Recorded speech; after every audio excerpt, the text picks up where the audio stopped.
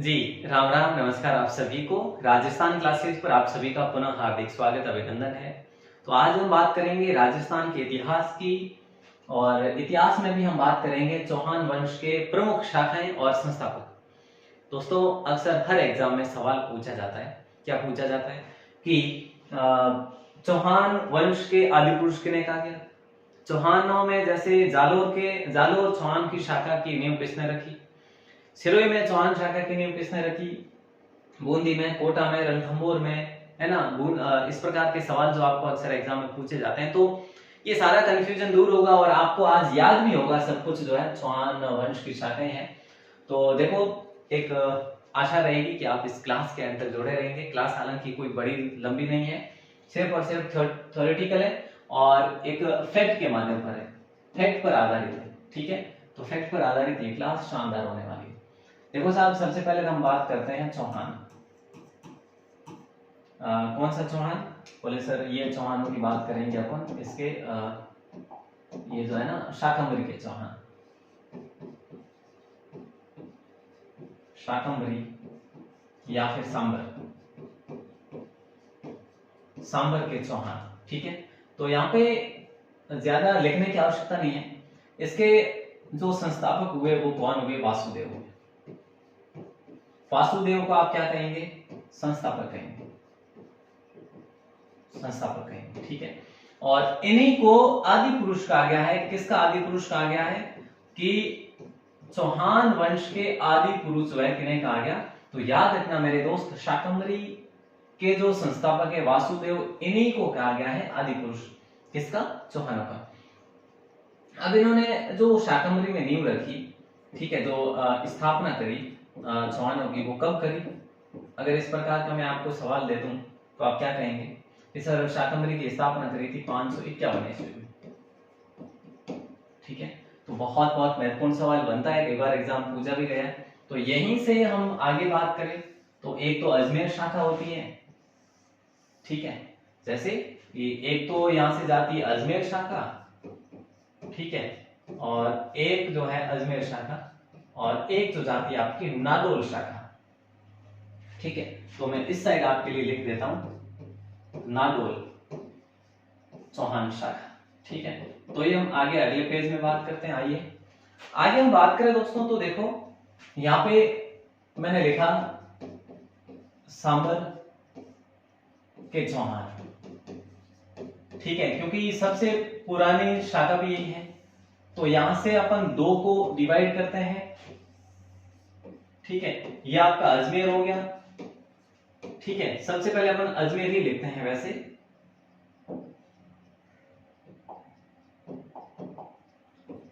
अजमेर, और अजमेर की स्थापना किसने करी थी? ये याद रखना दोस्तों कि अजमेर में चौहानों की स्थापना करी थी आपके अजय राज ने।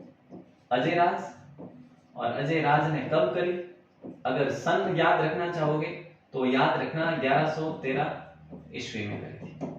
तो ये दोनों चीजें याद होगी। अब यहाँ पे आते हैं अपन नाडोल शाखा। ठीक है, तो नाडोल में दोस्तों याद रखना लक्ष्मण इसके संस्थापक रहे।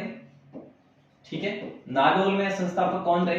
लक्ष्मण इसके संस्थापक रहे। तो इसकी हम बात करें तो स्थापना कब हुई?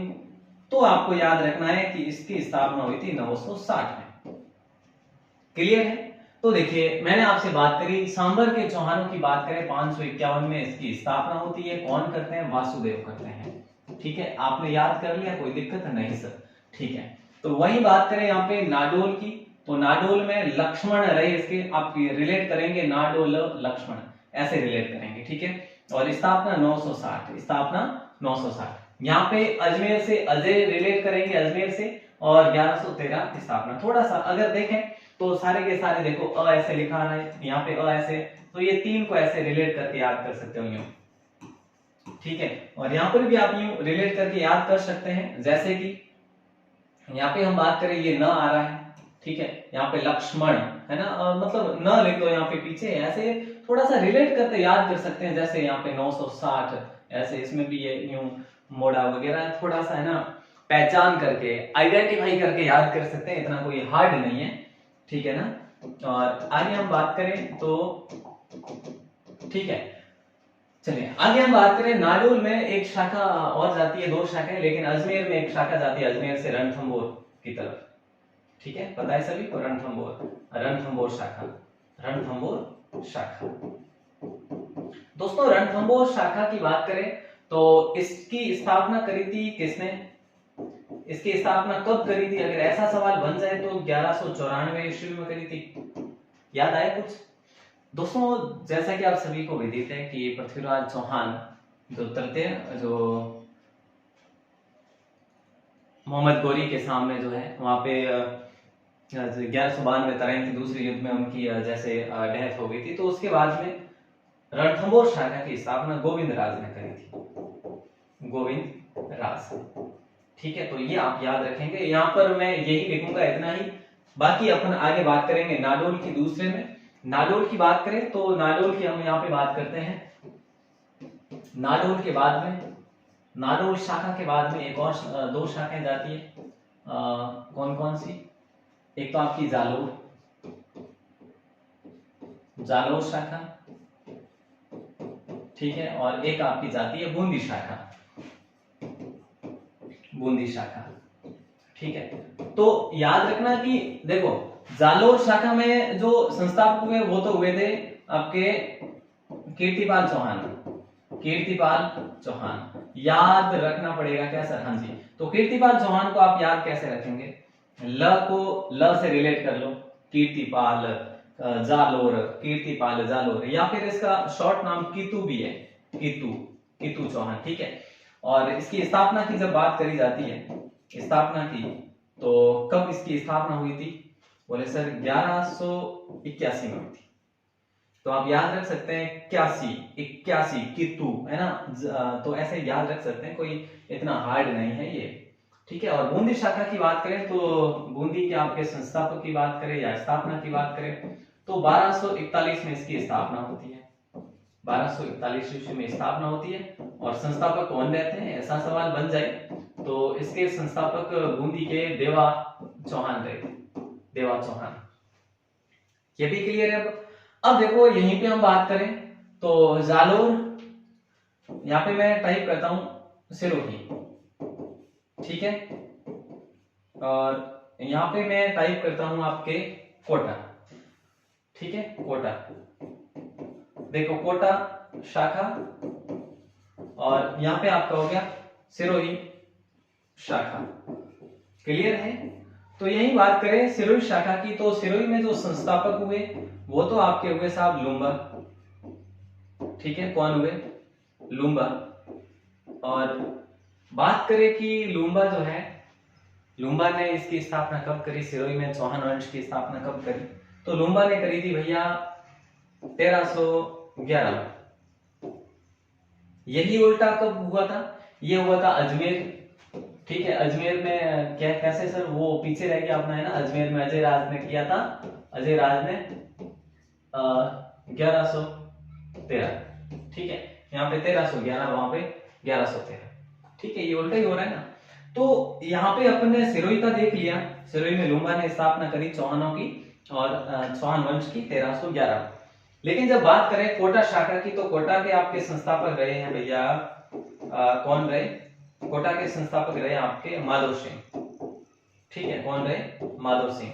और माधव सिंह ने कोटा की स्थापना जो है, हम बात करें कोटा की स्थापना माधव सिंह ने कब करी, तो याद रखना 1600, बोले सर 1600 जो है 31 में, 1631 में माधव सिंह ने कोटा में चौहान वंश की स्थापना की।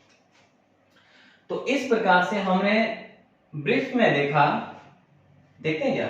हाँ, देखना आवश्यक है कि सबसे पहले थोड़ा सा ब्रीफ में वापस देखते हैं अपन, आपको समझ में आ गया होगा। अगर नहीं आया हो तो एक बार अपन वापस देखते हैं। चौहान वंश की शाखाएं संस्था, हालांकि चौहानों से पहले भी हमारे राजस्थान में परमारों का शासन रहा है, गुर्जर पतियार वंश का भी इसके समकालीन रहा है वैसे, ठीक है, और गोइलों का भी रहा है। लेकिन ये शाखा भी महत्वपूर्ण है चौहानों की, जो काफी लंबे समय तक चली थी, 551 से, जिन्हें हम कहते हैं वासुदेव। वासुदेव जो आदि पुरुष है, 551 में उन्होंने शुरुआत करी थी।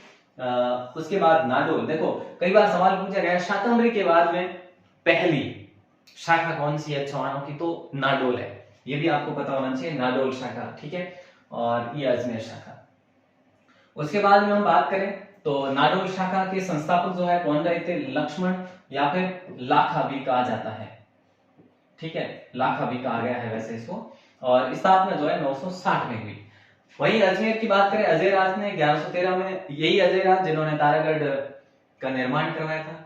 उसके बाद में रणथंभौर शाखा की स्थापना हुई अजमेर से ही, जो कि 1194 में करी थी, गोविंद राज ने करी थी, ठीक है। और आगे बात करते हैं, अगला जो आता है आपका जालोर शाखा। और जालोर शाखा की बात करें, ये आपके संस्थापक रहे कित्तू चौहान, 1100 जो है, सॉरी 1181 में।